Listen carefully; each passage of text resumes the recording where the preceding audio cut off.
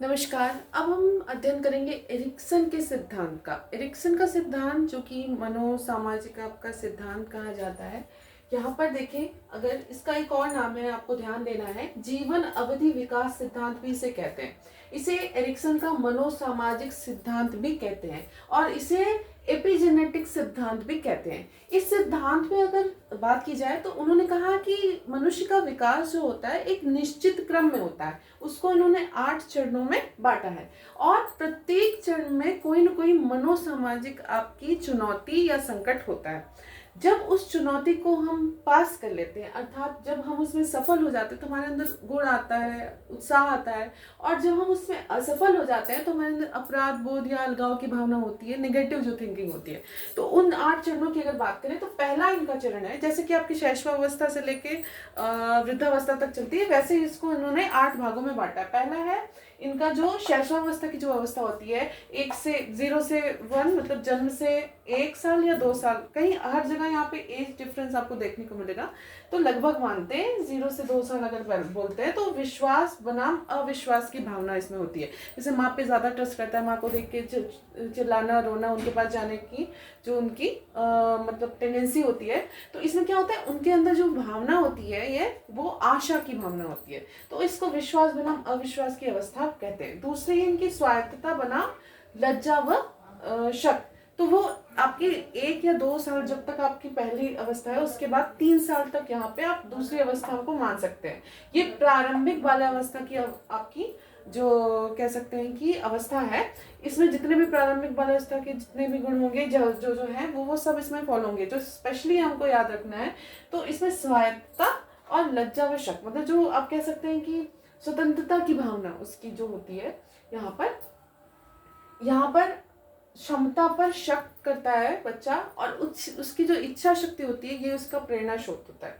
तो यहाँ पर जब तीसरी अवस्था में पहुंचता है, जिसे हम कहते हैं खेल की अवस्था, तो ये 3 से 5 वर्ष की अवस्था होती है, कहीं कहीं 3 से 6 वर्ष की अवस्था भी इसको कहा गया है। तो पहल बनाम दोष, तो या तो हर चीज में वो पहल करता है, जैसे वो प्री स्कूलिंग की अवस्था होती है तो बच्चा इसमें बहुत ज्यादा एक्टिव होता है। तो इसमें आरंभिक जो बाल्यावस्था के जितने गुण होते हैं बच्चे में होते हैं, उसमें उद्देश्य व लक्ष्य उन्मुखीकरण व्यवहार जो रहता है वो बहुत ज्यादा एक्टिव होता है। इस अवस्था की विशेषता है उसके उद्देश्य, और यहाँ पर वो क्या करता है, पहल करता है, या उसमें जो दोष होते हैं, यहाँ पे जितनी फर्स्ट टर्म है ये आपके क्या है, जब वो पॉजिटिव वाले, और जो सेकंड टर्म है जो उनकी चुनौतियां हैं, जो उसके प्रतिरूप में जब निगेटिव उसमें टर्म आते हैं वो सारे नीचे वाले हैं।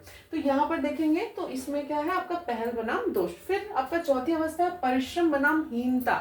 ये भावना क्या है कि मतलब जब बच्चा 5 से 12 साल की अवस्था में लगभग होता है तो ये अवस्था में वो स्कूल जाना शुरू करता है।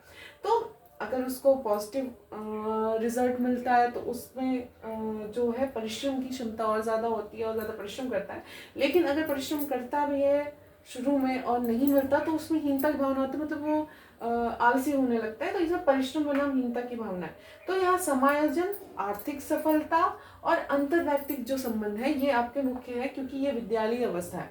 इसमें योग्यता जो होती है ये सबसे मुख्य इसका बिंदु हो जाएगा। इसका की पॉइंट सबका एक एक है, इसका आशा, इसका इच्छा शक्ति, इसका उद्देश्य और इसकी योग्यता। तो फिर जब हम 5th टर्म पे जाएंगे तो यहाँ पे पहचान बनाम संभ्रांति, उसको या तो उसकी पहचान हो जाती है या वो भ्रम पाल लेता है कि हम ऐसा है या नहीं है। तो यहाँ पर जो भावना होती है, जो मुख्य इसका की पॉइंट होता है वो होती है निष्ठा। तो एक जगह पहुंचने की या एक अपनी पहचान बनाने की अंदर से जो हमारी निष्ठा होती है ये आपका मुख्य प्रेरक होता है। तो यहाँ पे ये अवस्था किशोरावस्था की अवस्था मानी जाती है। तो किशोरावस्था की जितनी भी चीजें हैं वो इस अवस्था में आपको यहाँ पे देखने को मिलेंगी। अगला है आपका घनिष्ठता बनाम अलगाव। ये कौन सी अवस्था है, ये आपकी प्रारंभिक प्रौढ़ावस्था कहते हैं इसको। इसको अल्प वयस्कता भी अवस्था कहते हैं। ये 20 से 40 वर्ष की अवस्था लगभग मानी जाती है। इसका जो मूल स्रोत है वो प्रेम है, इस एज में सबसे ज्यादा जो हावी होता है। और घनिष्ठता या आपका होता है बहुत ज्यादा किसी से, या अलगाव होता है। तो ये आपकी अवस्था, आपकी छठी अवस्था एरिक्सन के अनुसार है। 7वीं अवस्था की बात की जाए तो इसमें उत्पादकता या जननात्मकता बनाम आपकी स्थिरता। ठीक है, तो इसमें क्या है, इसमें आपकी मध्यवयस्कता है, देखभाल इसका मुख्य प्रेरणा स्रोत है। और 40 से 65 वर्ष, इसका भी 60 कहीं कहीं लिखा है, कहीं 65 वर्ष की अवस्था इसको मान सकते हैं। तो इसमें उत्पादकता जो आपकी जो मतलब यहाँ से क्या हुआ, आपका प्रेम प्रगाढ़ हुआ इस ड्यूरेशन में, उसके बाद आप क्या होते हैं, आप गृहस्थ में आते हैं। तो कुछ होता है कि बहुत ज़्यादा मतलब आप अपनी संतति को बढ़ाने का प्रयास करते हैं, आपके अंदर प्रोडक्टिविटी होती है, हर चीज़ को आप क्या करते हैं, डेवलप करते हैं, उत्पन्न करने की अपना जो कार्य प्रणाली है, हर चीज़ में आप प्रोग्रेस करते हैं। या आप स्थिर जड़ हो जाते हैं, मतलब बिल्कुल आपको कोई किसी चीज़ से मतलब नहीं है। तो यहाँ पर ये अवस्था आपकी मध्यवयस्कता अवस्था कही जाती है।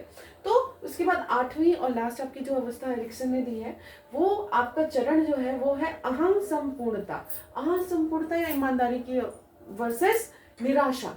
मतलब आप जब इसमें सफल हो जाते हैं इस लेवल के बाद, तो आपके अंदर या तो संपूर्णता की बात आ जाती है, अगर आप असफल होते हैं तो आपके अंदर पूर्णता निराशा कि हमने जीवन में कुछ नहीं किया वगैरह वगैरह, जो निगेटिव आपके थॉट्स हैं वो 65 प्लस की एज होती है।